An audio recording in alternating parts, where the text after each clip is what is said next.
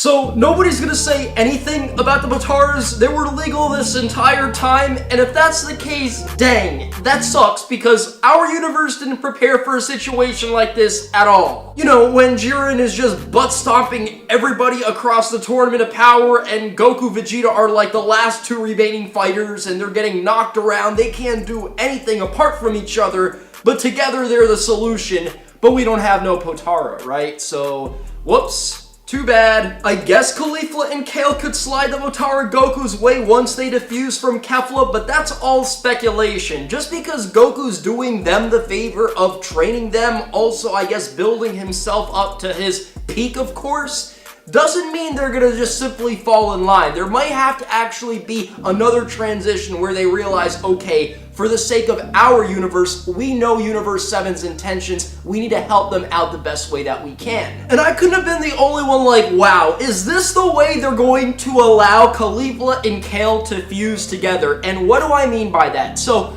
Goku went Super Saiyan God, he was just destroying them. They were no competition at all. I mean, there was one scene where Goku shoots out 2 blasts, and those blasts not only eat their blasts, but it's chasing Caulifla around. She's like, yeah, Kale sorta just took it and I guess defused the power. I'm not gonna do that. I'm just gonna try and get away from that. She ends up getting hit. Even though Kale came to her rescue, she can't go on any longer, right? We get the flashback with all the Universe 6 warriors, Champa giving them the last resort, the Potara, and then Caulifla brings that up, like, together we united are the most powerful in our universe, let's fuse together, which I, by the way, don't believe. I believe even though they're fused into Kefla, it could still take them out. That being said, Goku's ready to get rid of them both. He goes for a Kamehameha, and I'm thinking in the back of my head, because Zeno-sama isn't paying attention to any of the details, he can't even see half the things going on. Remember, we as viewers see this from a totally different perspective than even all the different universe benches. Like, they don't see every single little thing. They're not paying attention to every single little thing. Maybe the angels notice, of course, and of course the Grand Priest probably knows what's going on. But you see, I thought maybe nobody would bring it up, they didn't care, and the way they go about explaining the fact that it's okay that they fused is that the blast, the Kamehameha blast, basically veiled the fusion. So they fused in the middle of the blast, so because they kind of fused into one form, it's legal because nobody really saw the actual fusion take place. Because technically, Potara is supposed to be illegal, right? Nobody brought anything up, so I guess nobody cares. Technically, the Mafuba was allowed to be used multiple times, so whatever. It's still really awesome. Yo, this fight's gonna be really crazy, though. If they did go about explaining it that way, that, you know, Zeno-sama didn't notice, everybody didn't notice because of the blast, I thought that would have also been really cool. Wouldn't have made too much sense, but it would have been hilarious. I still feel like Kefla's about to get butt stomped, alright? Because you see, Goku was fighting Super Saiyan 2 the majority of this episode, and they were hyping it up like, man, Kale and Caulifla, they're gonna really, you know, take Goku out. Like, even Beerus was losing hope in Goku. Beerus was like, man, if only Frieza and Goku could have teamed up, you know, that would save our universe. Like, you really have that little faith in Goku that he's gonna lose to Kale and Caulifla? In Super Saiyan 2, he's not even gonna transform. I guess it's the fact that he doesn't really have so much energy after the fight with Jiren, so maybe they think he can't transform or something. Either way, the second this dude goes Super Saiyan God, he's just owning those two. I mean, it's child's play. He's swimming through attacks. Kale's there blasting with all of her might. It does absolutely nothing. And keep in mind, guys, the thing they were pushing in this week's episodes that Kale, she now has the power that she had in, you know, Berserker state. She used it last time when she was going just crazy and all insane. And I gotta say, they definitely gotta explain that because she was definitely more powerful in the previous episode when she used that. However, what they explained in this week is that not only does she have that power and more, but because of Caulifla's speech about, you know, her being the best friend and her being, you know, the sister and all that, she basically gained control of that power. So now she actually has control over herself, and that's really big in a fight. The power was clearly not as potent, so what I'm hoping they'll do is they'll actually explain it as maybe, you know, she does progressively get stronger when she goes on the rampage, when she goes berserk, but they kind of gave her maxed out current power right now. And the only reason I hope that's the case is so that she has potential in the future of the story. In fact, it was confirmed in this week's episode that Goku will one day train with those two again, probably on Planet Salad when Vegeta's gonna, visit Kaba again, and possibly the King Vegeta of Planet Salad in Universe 6, which honestly, I'm pretty excited for. But again, the power that those two displayed together, it was nice, it was sweet, but it was nothing on Goku. Unless this dude was just stuck in time and he couldn't, transform from Super Saiyan 2. We went back in time 25 years and Goku only had Super Saiyan 2, then yeah, their power is terrorizing Goku and it's very threatening and very, whoa, what's gonna happen with Goku? But at the end of the day, in the back of my head, and I'm sure in the back of a lot of your guys' head, those two could beat around Super Saiyan 2 like a punching bag.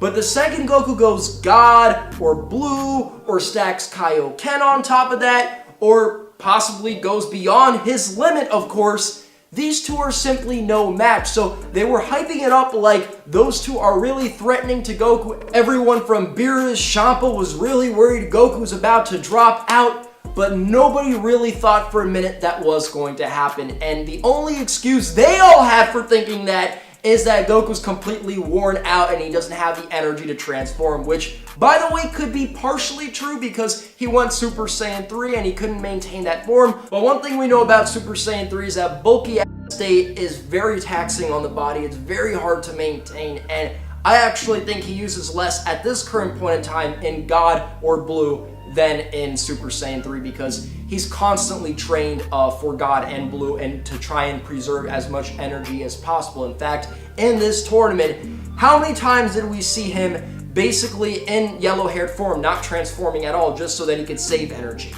Specifically for God transformations. Now, they're really going about hyping Kefla up, and some of those scenes look absolutely beautiful where Goku's just doing a backflip blast and it does absolutely nothing. She just slides that thing away, and then those two are actually clashing, but she is clearly right now faster than Goku in Super Saiyan God. So that's pretty important to note. Goku's going to have to transform to compete with her. And I'm wondering, is it going to be Kefla that brings Goku to his limit? That prepares Goku to fight the one we really want him to fight again, and that's Jiren, because, Jiren was actually disturbed for a second while he was meditating this week, I believe before those two actually fused. Jiren would wipe those two out, fused, defused, whatever, just slapping those two out the damn arena. Just one power impact, that's all Jiren needs. Forget about crush cannons, alright? Jiren would eat the crush cannon and then crush them, both, with just one power impact. That's what I personally want to see. We actually do see in the preview that Goku is going to transform next week to Super Saiyan Blue.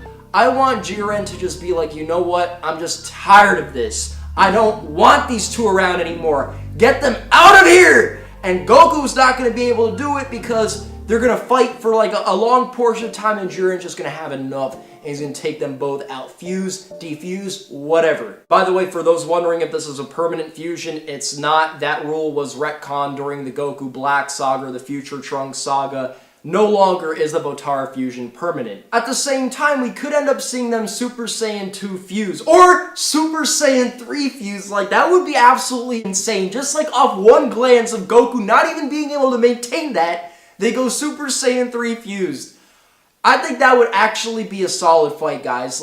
Forgive me, but I think that would actually be close, even if Goku starts stacking Kaioken on top. That being said, guys, tell me what you thought about this episode. What do you think about Kefla as a whole? Do you like the character design? Are you excited to see the fight next week? Or do you think Kefla's forgettable? Do you just want to see our boys Goku and Vegeta fuse? And do you think they will fuse now that Potara's, there really isn't this is it legal, is it not legal thing? It's just nobody cares. It's just legal, I guess. Was I the only one laughing at the Power Ranger ripoffs? I know ain't nobody care about these guys, but there's something off when Frieza thinks you're weird. When Frieza thinks you're weird, there's just something wrong with you, right? But ain't nobody care about nobody from Universe 3, and I loved it how Frieza was ready to fight those two Saiyans, and Goku had to step in and basically say, no, this is my fight, because Frieza ain't gonna be here worried about no robots. In fact, I'm guessing Vegeta and Toppo could also fight in the next couple weeks,